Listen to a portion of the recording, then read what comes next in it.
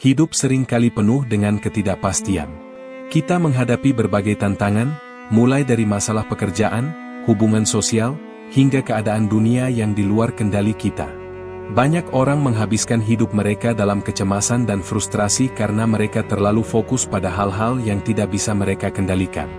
Namun, filsafat Stokisme mengajarkan sebuah prinsip mendasar: kendalikan apa yang bisa dikendalikan, dan lepaskan apa yang tidak bisa dikendalikan. Prinsip ini, jika diterapkan dengan benar, dapat membebaskan kita dari penderitaan mental yang tidak perlu dan membantu kita menjalani hidup dengan lebih tenang dan produktif. 1. Dua kategori dalam hidup, kendali dan tanpa kendali. Epictetus, salah satu filsuf Stoik terkenal, mengatakan dalam bukunya Enchiridion, beberapa hal berada dalam kendali kita, sementara yang lain tidak. Hal yang berada dalam kendali kita adalah opini, keinginan, dorongan, dan tindakan kita sendiri. Hal yang tidak berada dalam kendali kita termasuk tubuh kita, reputasi kita, dan segala sesuatu yang terjadi di luar diri kita. Mari kita coba membedah dua kategori utama ini. Hal-hal yang bisa kita kendalikan. Pikiran dan sudut pandang kita, cara kita menafsirkan suatu kejadian akan sangat mempengaruhi emosi kita. Reaksi kita terhadap suatu peristiwa, kita tidak bisa mencegah hujan turun, tetapi kita bisa memilih apakah kita akan mengeluh atau membawa payung. Keputusan dan tindakan kita, bagaimana kita bertindak dalam menghadapi masalah adalah sesuatu yang sepenuhnya berada dalam kendali kita. Usaha yang kita lakukan, meskipun hasil tidak selalu sesuai harapan, tetapi usaha yang kita lakukan ada dalam kendali kita. Hal-hal yang tidak bisa kita kendalikan. Pendapat dan tindakan orang lain, kita tidak bisa mengontrol bagaimana orang lain berpikir atau bertindak terhadap kita. Keadaan eksternal, cuaca, bencana, ekonomi, politik, dll. Kita bisa beradaptasi, tetapi kita tidak bisa mengontrol perubahan dunia. Masa lalu, seberapapun kita menyesali atau berharap hal-hal berjalan berbeda, masa lalu tidak bisa diubah. Hasil akhir dari suatu peristiwa, kita bisa berusaha semaksimal mungkin, tetapi hasil akhirnya tetap ada faktor di luar kendali kita. Prinsip utama Stokisme: jika sesuatu ada dalam kendali kita, maka lakukan yang terbaik. Jika sesuatu di luar kendali kita, maka lepaskan dan terima dengan lapang dada. 2. Mengapa kita sering terjebak dalam kekhawatiran terhadap hal-hal yang tidak bisa kita kendalikan? Banyak dari kita menghabiskan waktu mengkhawatirkan hal-hal yang tidak bisa kita kendalikan. Mengapa? Ada beberapa alasan utama. Kita ingin segalanya berjalan sesuai keinginan kita. Kita memiliki ilusi bahwa kita bisa mengendalikan segalanya. Ketika realitas tidak sesuai dengan harapan, kita merasa frustrasi. Tekanan sosial dan harapan orang lain. Kita ingin diakui, dihormati, dan disukai oleh orang lain, sehingga kita cenderung berusaha mengontrol opini mereka tentang kita. Takut akan ketidakpastian. Ketika kita tidak tahu apa yang akan terjadi, kita mencoba mengendalikan segala aspek agar merasa lebih aman, meskipun kenyataannya kita tidak bisa mengontrol semuanya. Kebiasaan berpikir negatif. Beberapa orang sudah terbiasa memikirkan skenario terburuk dalam setiap situasi, yang akhirnya membuat mereka terus-menerus cemas. Jika kita tidak mengubah pola pikir ini, kita akan terus terjebak dalam lingkaran kecemasan dan frustasi. 3. Cara menerapkan prinsip ini dalam kehidupan sehari-hari. Sekarang, mari kita lihat bagaimana prinsip, kendalikan apa yang bisa dikendalikan, bisa diterapkan dalam berbagai aspek kehidupan. A. Dalam pekerjaan dan karir. Di dunia kerja, ada banyak faktor di luar kendali kita, kebijakan perusahaan, keputusan atasan, persaingan di pasar, atau bahkan rekan kerja yang menyulitkan. Namun, kita masih bisa mengendalikan etos kerja dan profesionalisme kita. Bagaimana kita menghadapi kritik dan tantangan. Usaha kita dalam meningkatkan keterampilan dan kinerja. Alih-alih mengkhawatirkan apakah kita akan mendapatkan promosi atau tidak, lebih baik fokus pada apa yang bisa kita lakukan untuk meningkatkan kualitas kerja kita. B. Dalam hubungan sosial. Banyak orang merasa stres karena mereka ingin mengontrol bagaimana orang lain memperlakukan mereka. Padahal, kita tidak bisa mengendalikan sikap orang lain. Yang bisa kita kendalikan adalah bagaimana kita bersikap terhadap orang lain. Bagaimana kita merespons kritik atau perlakuan buruk. Siapa yang kita pilih untuk berada dalam kehidupan kita? Jika seseorang bersikap negatif terhadap kita, daripada marah atau mencoba mengubah mereka, lebih baik kita mengatur batasan diri dan fokus pada orang-orang yang memberikan energi positif. C. Dalam kesehatan dan kebugaran. Kita tidak bisa sepenuhnya mengontrol kondisi kesehatan kita, terkadang penyakit datang tanpa diduga. Namun, kita bisa mengendalikan gaya hidup kita, pola makan yang sehat, olahraga dan kebiasaan sehat lainnya, manajemen stres dan pola tidur. Daripada mengkhawatirkan kemungkinan sakit di masa depan, lebih baik kita fokus pada tindakan yang bisa meningkatkan kesehatan kita sekarang. D. Dalam menghadapi masalah dan kegagalan. Setiap orang akan menghadapi kegagalan dalam hidup. Namun, cara kita menyikapinya menentukan bagaimana kita akan bangkit. Dalam menghadapi kegagalan, kita bisa belajar dari kesalahan dan mencari solusi, melatih ketahanan mental dan menerima kenyataan dengan kepala dingin, menyesuaikan strategi dan mencoba lagi dengan pendekatan yang lebih baik. Jika kita terus menerapkan pola pikir ini, kita akan menjadi lebih tangguh dan tidak mudah menyerah. 4. Latihan praktis untuk menguasai prinsip ini. Agar prinsip ini benar-benar menjadi bagian dari pola pikir kita bisa melakukan beberapa latihan berikut. Buat daftar kendali. Setiap kali menghadapi masalah, buatlah 2 kolom. 1 untuk hal-hal yang bisa kita kendalikan dan 1 lagi untuk yang tidak bisa kita kendalikan. Fokus hanya pada kolom pertama. Gunakan pertanyaan stoik. Saat merasa cemas atau frustrasi, tanyakan pada diri sendiri. Apakah ini sesuatu yang bisa saya kendalikan? Jika tidak, apakah saya bisa melepaskannya dan tetap menjalani hidup dengan tenang? Meditasi stoik setiap pagi. Setiap pagi, luangkan waktu 10 menit untuk mempersiapkan mental. Pikirkan kemungkinan tantangan yang akan dihadapi hari itu dan bagaimana kita bisa menghadapinya dengan sikap stoik. Latih penerimaan dan kesabaran. Saat ada sesuatu yang tidak berjalan sesuai keinginan, tarik napas dalam-dalam dan ingatkan diri bahwa tidak semua hal ada dalam kendali kita. Kesimpulan. Prinsip, kendalikan apa yang bisa dikendalikan, adalah fondasi dari ketenangan dan kebijaksanaan dalam stokisme. Dengan memahami batasan kendali kita bisa mengurangi kecemasan dan frustrasi, fokus pada tindakan yang bermanfaat, menjalani hidup dengan lebih tenang dan bijaksana. Mulai hari ini, ketika menghadapi masalah, tanyakan pada diri sendiri, apakah ini sesuatu yang bisa saya kendalikan? Jika jawabannya tidak, lepaskanlah. Jika jawabannya ya, lakukan yang terbaik. Dengan menerapkan prinsip ini, kita akan menjadi pribadi yang lebih kuat, lebih tenang, dan lebih bahagia dalam menghadapi hidup. Hidup tidak pernah lepas dari tantangan. Kita akan menghadapi kegagalan, kehilangan, ketidakadilan, dan berbagai cobaan lainnya. Namun, yang membedakan seseorang yang kuat dan bijak dari yang mudah menyerah adalah keteguhan hati dalam menghadapi kesulitan. Filsafat stokisme mengajarkan bahwa kesulitan adalah bagian alami dari kehidupan. Bahkan, para filsuf stoik seperti Marcus Aurelius dan Seneca percaya bahwa tantangan justru merupakan kesempatan untuk tumbuh dan menjadi lebih kuat. Dalam bab ini, kita akan belajar bagaimana menghadapi kesulitan dengan keteguhan hati, bagaimana membangun mental baja, dan bagaimana stokisme membantu kita untuk tetap tenang di tengah badai kehidupan. 1. Kesulitan sebagai ujian dan peluang. Dalam Meditations, Marcus Aurelius menulis, halangan bagi tindakan akan memajukan tindakan. Apa yang menghalangi jalan akan menjadi jalan itu sendiri. Kutipan ini mengandung prinsip penting, kesulitan bukanlah penghambat, tetapi bagian dari perjalanan. Bayangkan Anda sedang mendaki gunung. Jalannya terjal, berbatu, dan penuh rintangan. Namun, setiap langkah yang sulit membuat kaki Anda lebih kuat. Setiap tantangan yang Anda lalui membuat Anda semakin tangguh. Kesulitan dalam hidup bekerja dengan cara yang sama. Jika Anda kehilangan pekerjaan, itu adalah kesempatan untuk menemukan pekerjaan yang lebih baik atau bahkan memulai usaha sendiri. Jika Anda mengalami kegagalan dalam hubungan, itu adalah kesempatan untuk belajar tentang diri sendiri dan menjadi pribadi yang lebih dewasa. Jika Anda mengalami masalah keuangan, itu adalah pelajaran untuk mengelola keuangan dengan lebih bijaksana. Kesulitan adalah bagian dari perjalanan.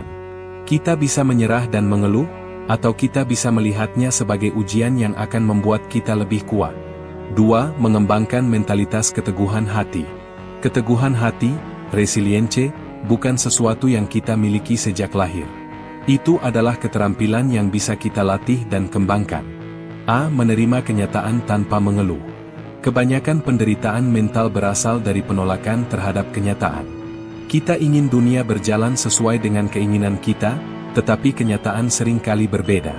Seneca berkata, bukan karena hal-hal sulit sehingga kita tidak berani, tetapi karena kita tidak berani sehingga hal-hal menjadi sulit. Sebagai contoh, bayangkan Anda menghadapi kegagalan dalam bisnis. Jika Anda terus-menerus bertanya, mengapa ini terjadi padaku? Atau, seandainya saja aku melakukan ini dengan cara lain, maka Anda hanya akan semakin menderita. Sebaliknya, seorang stoik akan berkata, ini sudah terjadi. Apa yang bisa aku lakukan sekarang? Menerima kenyataan bukan berarti pasrah, tetapi berarti kita menghemat energi untuk fokus pada solusi, bukan pada keluhan. B. Melihat kesulitan sebagai latihan mental. Seorang atlet tidak menjadi kuat tanpa latihan yang berat. Seorang prajurit tidak menjadi tangguh tanpa menghadapi pertempuran. Begitu juga dengan mental kita harus melatihnya melalui kesulitan. Marcus Aurelius menulis, seperti dokter yang meresepkan olahraga berat bagi pasiennya, begitu pula kehidupan memberi kita tantangan untuk membentuk karakter kita. Setiap kali kita menghadapi kesulitan, anggaplah itu sebagai latihan mental. Jika seseorang memperlakukan kita dengan tidak adil, itu adalah latihan kesabaran. Jika kita mengalami kegagalan, itu adalah latihan ketahanan.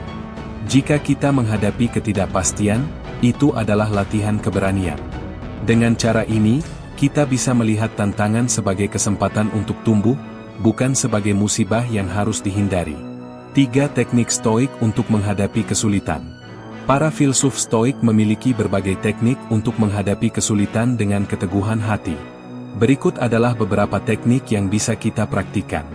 A. Premeditatio malorum, merenungkan kemungkinan terburuk. Premeditatio malorum adalah latihan mental yang dilakukan oleh orang-orang stoik. Intinya adalah membayangkan skenario terburuk yang bisa terjadi dan menyiapkan diri untuk itu. Misalnya, jika Anda khawatir kehilangan pekerjaan, bayangkan bagaimana rasanya jika itu benar-benar terjadi. Apa yang bisa Anda lakukan? Bagaimana Anda bisa bertahan? Jika Anda takut kehilangan seseorang yang Anda cintai, renungkan bahwa semua orang suatu saat akan meninggalkan kita. Ini akan membantu Anda lebih menghargai waktu bersama mereka. Jika Anda takut gagal dalam suatu proyek, pikirkan kemungkinan terburuk dan buat rencana cadangan. Latihan ini membuat kita lebih siap menghadapi kenyataan, sehingga jika hal buruk benar-benar terjadi, kita tidak akan terlalu terkejut atau terpukul. B. Menggunakan perspektif jangka panjang. Saat kita menghadapi masalah, kita seringkali terjebak dalam momen itu. Kita merasa bahwa penderitaan kita tidak akan berakhir. Namun, orang-orang stoik mengajarkan kita untuk melihat dari perspektif jangka panjang. Tanyakan pada diri sendiri, apakah ini masih akan menjadi masalah dalam 5 tahun ke depan? Seberapa besar dampaknya jika dibandingkan dengan keseluruhan hidup saya? Jika saya melihat kembali kejadian ini 10 tahun dari sekarang, bagaimana saya ingin mengingat cara saya menghadapinya? Seringkali, masalah yang tampak sangat besar hari ini akan terlihat sepele di masa depan. C. Mengontrol reaksi, bukan kejadian. Epictetus mengajarkan bahwa bukan kejadian yang membuat kita menderita, tetapi cara kita bereaksi terhadapnya. Misalnya, jika seseorang mengkritik kita, kita bisa marah dan tersinggung. Merenungkan apakah kritik itu ada benarnya dan memperbaiki diri. Pilihan ada di tangan kita. Ketika sesuatu yang buruk terjadi, tanyakan pada diri sendiri. Apakah ini benar-benar buruk, atau hanya cara saya melihatnya yang membuatnya terasa buruk? Bagaimana saya bisa merespons dengan lebih bijaksana? Dengan mengendalikan reaksi kita bisa tetap tenang dalam menghadapi situasi sulit. 4. Kisah nyata keteguhan hati stoik. Salah satu contoh nyata keteguhan hati dalam stokisme adalah kisah James Stockdale, seorang perwira angkatan laut AS yang menjadi tahanan perang selama 7 tahun di Vietnam. Stockdale mengandalkan filosofi stokisme untuk bertahan dari penyiksaan brutal. Dia berkata bahwa yang membuatnya tetap hidup adalah kemampuannya menerima kenyataan dan tetap fokus pada hal-hal yang bisa dia kendalikan. Ketika ditanya bagaimana dia bisa bertahan, dia menjawab, "Saya tidak pernah kehilangan keyakinan bahwa saya akan keluar dan menang. Tetapi saya juga tidak pernah menipu diri sendiri dengan optimisme palsu. Saya menerima kenyataan bahwa saya akan menghadapi penderitaan berat." Pelajaran dari kisah Stockdale. Kita bisa menghadapi kesulitan apapun jika kita memiliki mental yang kuat dan menerima kenyataan tanpa kehilangan harapan. Kesimpulan. Menghadapi kesulitan dengan keteguhan hati adalah keterampilan yang bisa kita latih. Dengan menerapkan prinsip stokisme, kita bisa melihat kesulitan sebagai kesempatan untuk tumbuh, menerima kenyataan tanpa mengeluh, menggunakan teknik mental seperti premeditatio malorum dan perspektif jangka panjang, mengendalikan reaksi kita terhadap keadaan.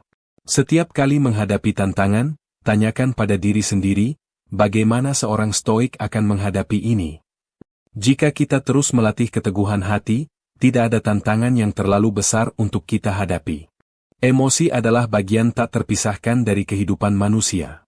Kita marah ketika diperlakukan tidak adil, sedih ketika kehilangan sesuatu yang berharga, dan takut ketika menghadapi ketidakpastian.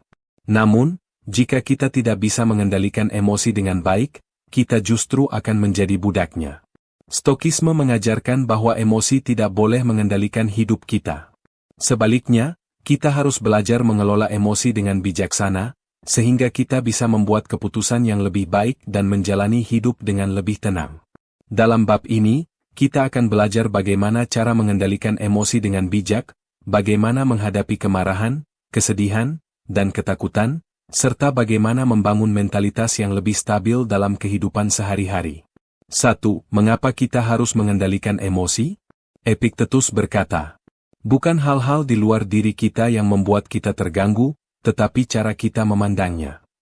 Banyak orang berpikir bahwa emosi mereka disebabkan oleh keadaan luar.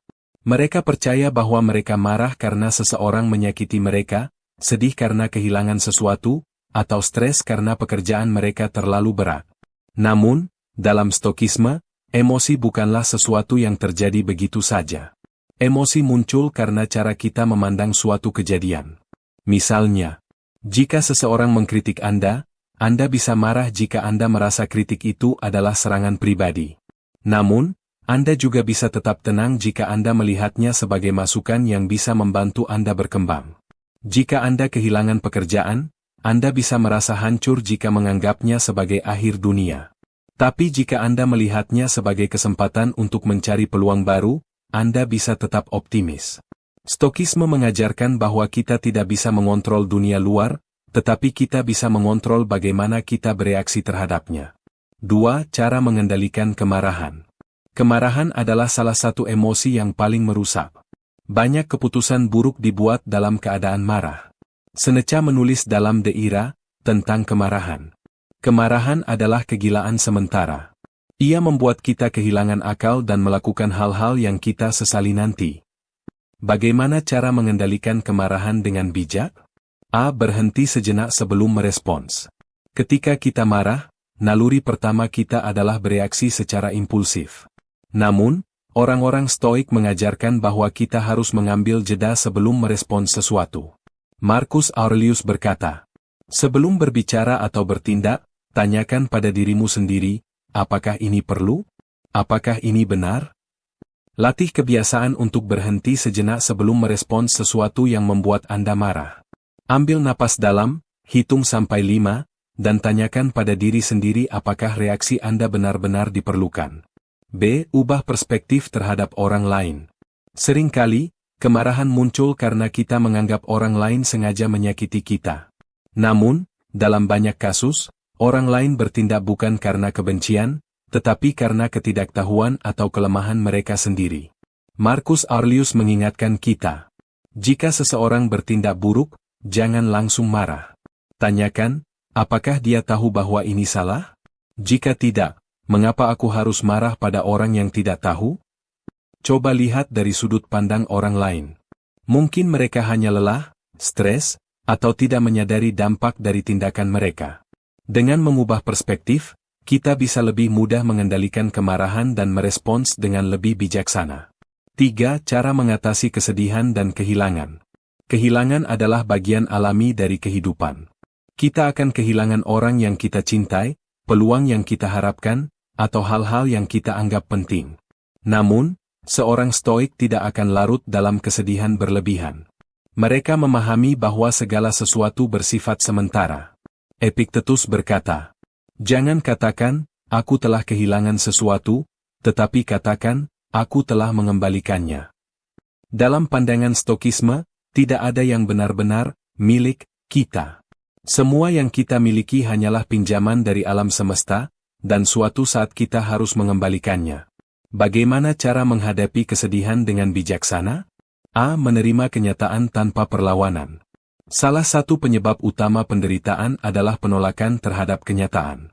Misalnya, ketika seseorang meninggal dunia, kita seringkali berpikir, seharusnya ini tidak terjadi, atau, seandainya aku bisa mengubah sesuatu. Namun, seorang stoik akan berkata, kematian adalah bagian alami dari kehidupan. Aku tidak bisa mengubahnya, tetapi aku bisa mengubah cara aku menghadapinya. Menerima kenyataan bukan berarti tidak peduli. Ini berarti kita tidak menambah penderitaan dengan melawan sesuatu yang tidak bisa diubah. B. Menghargai apa yang kita miliki saat ini. Seneca menyarankan agar kita selalu menghargai sesuatu sebelum kita kehilangannya. Coba tanyakan pada diri sendiri. Jika ini adalah hari terakhir aku bertemu dengan orang yang kusayangi, bagaimana aku ingin menghabiskan waktu bersamanya? Jika ini adalah hari terakhir aku memiliki pekerjaan ini, bagaimana aku bisa menikmatinya? Dengan cara ini, kita bisa lebih menghargai hidup dan lebih siap jika kehilangan datang. 4. Mengatasi ketakutan dan kecemasan. Banyak orang hidup dalam ketakutan, takut gagal, takut kehilangan, takut menghadapi masa depan. Namun, Stokisme mengajarkan bahwa takut pada sesuatu seringkali lebih buruk daripada kejadian itu sendiri. Seneca menulis, kita lebih sering menderita dalam imajinasi kita daripada dalam kenyataan. Misalnya, kita takut gagal dalam wawancara kerja, tetapi ternyata wawancara berjalan baik. Kita takut kehilangan sesuatu, tetapi ternyata kita masih bisa bertahan tanpanya. Bagaimana cara mengatasi ketakutan dengan bijak? A. Hadapi ketakutan dengan logika. Jika Anda merasa takut, coba tanyakan pada diri sendiri. Apa kemungkinan terburuk yang bisa terjadi? Seberapa besar kemungkinan itu benar-benar terjadi? Jika itu terjadi, bisakah aku mengatasinya? Seringkali, ketika kita berpikir secara rasional, kita menyadari bahwa ketakutan kita tidak seburuk yang kita bayangkan. B. Latihan menghadapi hal yang ditakuti. Para filsuf stoik seringkali sengaja menghadapi situasi yang tidak nyaman untuk melatih ketahanan mental mereka. Misalnya, Seneca kadang-kadang hidup dengan makanan sederhana dan pakaian kasar untuk mengingatkan dirinya bahwa dia bisa bertahan tanpa kemewahan. Jika Anda takut berbicara di depan umum, cobalah berbicara di hadapan teman-teman lebih sering. Jika Anda takut menghadapi kegagalan, cobalah sesuatu yang baru dan lihat bagaimana rasanya. Semakin sering kita menghadapi ketakutan, semakin kecil dampaknya terhadap kita. Kesimpulan, mengendalikan emosi bukan berarti kita menjadi robot tanpa perasaan. Ini berarti kita tidak membiarkan emosi negatif mengendalikan hidup kita. Dalam Stokisme, kita belajar bahwa emosi muncul bukan karena kejadian itu sendiri, tetapi karena cara kita melihatnya. Kemarahan bisa dikendalikan dengan mengambil jeda dan melihat dari perspektif orang lain. Kesedihan bisa dikelola dengan menerima kenyataan dan menghargai apa yang kita miliki. Ketakutan bisa diatasi dengan logika dan latihan menghadapi ketakutan secara langsung. Ketika kita bisa mengelola emosi dengan bijak, kita bisa menjalani hidup dengan lebih tenang, lebih kuat, dan lebih bahagia. Salah satu ajaran paling mendalam dalam Stokisme adalah konsep hidup sesuai dengan alam, living in accordance with nature. Namun, konsep ini tidak hanya merujuk pada harmoni dengan lingkungan fisik, tetapi juga keteraturan alam semesta dan sifat dasar manusia. Para filsuf stoik percaya bahwa dunia ini memiliki tatanan yang rasional dan manusia, sebagai makhluk berpikir, rational beings, harus menjalani hidup sesuai dengan prinsip-prinsip tersebut. Hidup sesuai dengan alam berarti mengikuti kebajikan, karena kebajikan adalah bagian dari tatanan alam. Dalam bab ini, kita akan membahas bagaimana hidup sesuai dengan alam dan kebajikan dapat membentuk karakter kita, memberikan ketenangan batin, serta membuat kita lebih tangguh dalam menghadapi tantangan hidup. 1. Apa arti hidup sesuai dengan alam? Ketika para Stoik berbicara tentang alam, mereka tidak hanya berbicara tentang hutan, sungai, atau laut. Mereka berbicara tentang alam semesta yang diatur oleh hukum rasional. Mereka percaya bahwa segala sesuatu di dunia ini terjadi berdasarkan logos, yaitu prinsip rasional yang mengatur alam semesta. Sebagai manusia, kita memiliki akal budi yang membedakan kita dari makhluk lain.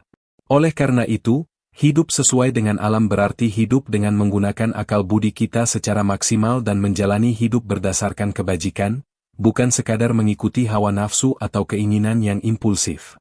Filosof Stoik seperti Epictetus, Marcus Aurelius, dan Seneca menekankan bahwa manusia yang hidup sesuai dengan alam akan menemukan kedamaian batin, karena mereka tidak melawan hukum alam, melainkan mengikuti arusnya dengan kebijaksanaan. Contoh dalam kehidupan sehari-hari. Jika seseorang kehilangan pekerjaannya, ia tidak mengeluh dan menyalahkan keadaan, tetapi menerima bahwa segala sesuatu di dunia ini berubah dan mencari peluang baru.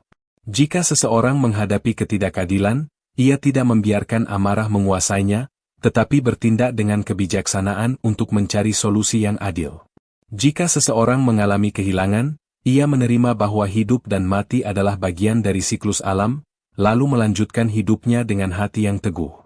2. 4 kebajikan utama dalam Stokisme. Untuk hidup sesuai dengan alam, kita harus menjalani kehidupan berdasarkan 4 kebajikan utama Stokisme. A. Kebijaksanaan, wisdom, phronesis. Kebijaksanaan adalah kemampuan untuk membedakan mana yang baik, mana yang buruk, dan mana yang tidak berada dalam kendali kita. Dalam kehidupan sehari-hari, kita sering dihadapkan pada pilihan yang sulit. Kebijaksanaan membantu kita untuk bertindak dengan rasional dan tidak tergesa-gesa dalam mengambil keputusan. Contoh, seorang pemimpin yang bijak tidak membuat keputusan berdasarkan emosi sesaat, tetapi dengan mempertimbangkan dampaknya dalam jangka panjang. Seorang karyawan yang bijak tidak langsung marah ketika dikritik, tetapi mendengarkan dengan tenang dan mengambil pelajaran dari kritik tersebut. B. Keberanian, Chourage, Andreia. Keberanian dalam Stokisme bukan hanya keberanian fisik, tetapi juga keberanian moral untuk melakukan hal yang benar meskipun sulit atau tidak populer. Contoh, mengatakan kebenaran meskipun ada risiko kehilangan dukungan dari orang lain. Bertahan dalam kesulitan tanpa kehilangan harapan. Tetap setia pada prinsip meskipun menghadapi tekanan sosial. Marcus Aurelius mengatakan, jangan buang energi pada hal yang tidak bisa kamu kendalikan. Fokuslah pada tindakan yang benar, bukan pada hasilnya. C. Keadilan, justice, dikaioshine. Keadilan adalah kebajikan yang mengajarkan kita untuk memperlakukan orang lain dengan adil dan benar. Para Stoik percaya bahwa kita adalah bagian dari komunitas besar dan kita harus berkontribusi kepada sesama dengan sikap yang adil dan beretika.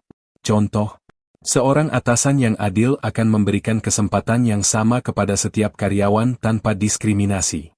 Seorang teman yang adil tidak akan mengambil keuntungan dari orang lain demi kepentingan pribadi. D. Pengendalian diri, temperance o soproshne. Pengendalian diri adalah kemampuan untuk mengendalikan keinginan dan emosi kita agar tidak dikuasai oleh dorongan sesaat. Dalam dunia modern yang penuh dengan godaan, pengendalian diri adalah kebajikan yang sangat penting. Contoh, tidak langsung membeli barang hanya karena keinginan impulsif. Tidak membalas hinaan dengan emosi, tetapi dengan ketenangan dan kedewasaan. Tidak menyerah pada kemalasan, tetapi tetap bekerja keras meskipun tidak ada motivasi. 3. Menjalani hidup dengan kebajikan, tantangan dan solusi. Meskipun 4 kebajikan ini terdengar sederhana, menerapkannya dalam kehidupan nyata bukanlah hal yang mudah. Ada banyak tantangan yang bisa menghambat kita dalam menjalani hidup sesuai dengan alam dan kebajikan. A. Godaan untuk bertindak impulsif. Salah satu tantangan terbesar adalah bertindak tanpa berpikir panjang. Ketika kita dikuasai oleh emosi, kita cenderung melakukan hal-hal yang bisa kita sesali di kemudian hari. Solusi: berlatih kesadaran diri sebelum bertindak. Jika kita merasa marah atau sedih, kita bisa berhenti sejenak dan bertanya, apakah ini sesuai dengan kebajikan? Melatih ketenangan batin dengan meditasi stoik, seperti yang dilakukan Marcus Aurelius setiap pagi dengan menuliskan refleksi pribadinya. B. Tekanan sosial. Dalam kehidupan modern, banyak orang tergoda untuk melakukan sesuatu hanya karena tekanan dari lingkungan atau media sosial. Solusi. Ingatlah bahwa pendapat orang lain bukanlah kendali kita. Yang bisa kita kendalikan adalah tindakan kita sendiri. Tetap berpegang pada prinsip meskipun bertentangan dengan mayoritas. C. Ketakutan terhadap ketidakpastian. Banyak orang takut mengambil keputusan karena khawatir akan masa depan yang tidak pasti. Solusi. Sadari bahwa tidak ada yang bisa mengendalikan masa depan secara penuh.